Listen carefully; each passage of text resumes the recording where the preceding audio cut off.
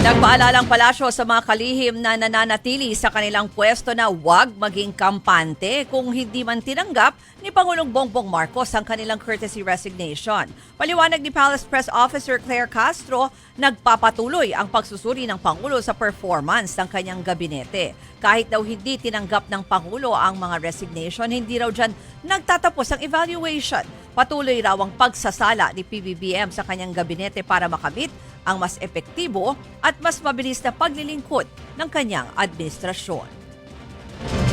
Itinatalya naman ni Vice President Sara Duterte ang plano ng Defense Legal Team ng kanyang ama na si dating Pangulong Rodrigo Duterte na gagamitin daw nila ang Dutch law para sa pansamantalang paglaya mula sa detensyon sa International Criminal Court o ICC.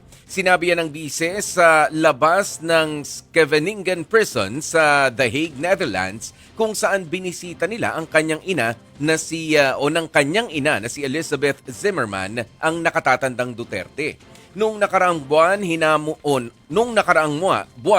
hinamon ng legal team ng dating Pangulo ang jurisdiksyon ng ICC sa pag-aresto sa kanya dahil sa umano'y crimes against humanity na pagpatay kaugnay ng War on Drugs campaign noong kanyang administrasyon.